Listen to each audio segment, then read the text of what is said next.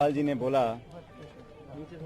पिछले कुछ समय से हमारे कुछ साथी विधायक दिल्ली में आए हुए थे और हम लोगों के सरकार के और संगठन के कई सारे ऐसे मुद्दे थे जिसको हम रेखांकित करना चाहते थे। और मैंने जो इशू उठाया था, चाहे वो देशद्रोह का मुकदमा एसओजी वाला हो या हमें काम करने का जो तरीका था उसमें जो आपत्तियां थी, उन सब के बारे में हमने बताया। और मैंने शुरू से इस बात को कहा कि जो मुद्दे हैं वो सैद्धांतिक हैं और मुझे लगता था कि पार्टी के हित में उन बातों को उठाना बहुत जरूरी था। अपनी बात हम लोगों ने रखी। इस पूरे प्रकरण के दौरान बहुत सी बातें कही गई, चलाई गई और बहुत कुछ मुझे भी सुनने को मिला। व्यक्तिगत रूप से कुछ ऐसी बातें बोली गई जो मैं समझता हूं मुझे भी आश्चर्य उन बातों पर हुआ, लेकिन मुझे लगा कि संयम और विनम्रता हमेशा बनाए रखनी चाहिए। राजनीति में व्यक्तिगत दुर्भावना की कोई जगह नहीं है। हम लोगों ने, सभी लोगों ने मिलकर 5 साल तक मेहनत कर राजस्थान में कांग्रेस की सरकार बनाई थी और उस सरकार में हम सब भागीदार हैं। लेकिन जब मुझे लगा कि इन बातों में जहां पर मुझे आपत्तियां थी या जहां पर मुझे लगा कि अपनी बात रखना बहुत जरूरी है, तो कांग्रेस के समक्ष मैंने उस बात को रखा।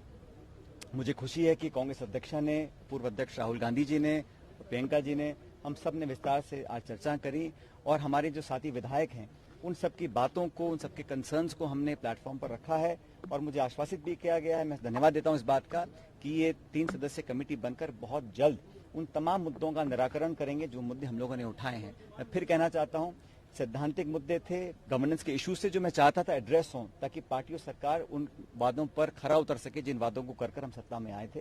और पार्टी पद देती है, पार्टी पद ले भी सकती है। मुझे पद की बहुत लालसा नहीं है, लेकिन मैं चाहता था जो मान सम्मान स्वाभिमान की बात हम लोगों ने करी थी वो बनी रहे।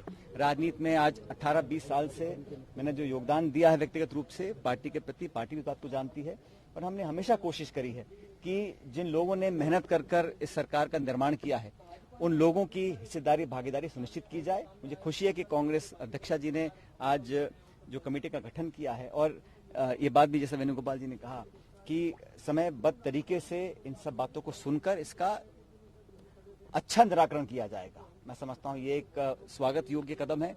इसके लिए मैं कांग्रेस अध्यक्ष का धन्यवाद देना चाहता हूं।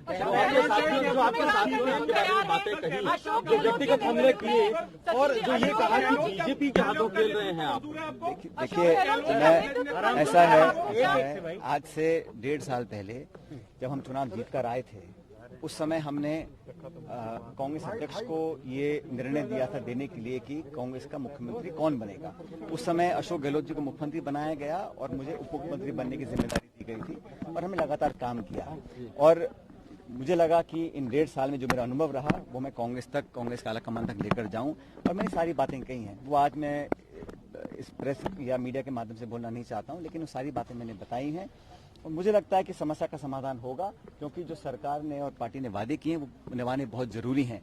और मैंने कभी भी सुन लीजिए, हमने कभी भी इस प्रकार की भावना या भाषा या आचरण का उपयोग नहीं किया जो हमारे योग्य नहीं है। और मैं आज भी इस बात पर कायम हूं कि हम लोगों ने हमेशा एक दूसरे का सम्मान भी किया है, लेकिन पार्टी और सरकार के जो हित में था उसको हमने रखा है। और जितना भी लोग कुछ भी कहें, ये बात सच है कि हम लोग कांग्रेस पार्टी के न सिर्फ सिंबल पर जीत कर आए, लेकिन कांग्रेस पार्टी का काम कर हम सत्ता में आए थे और आज हमारी जवाबदेही बनती है कि हम कैसे उन वादों को पूरा करें।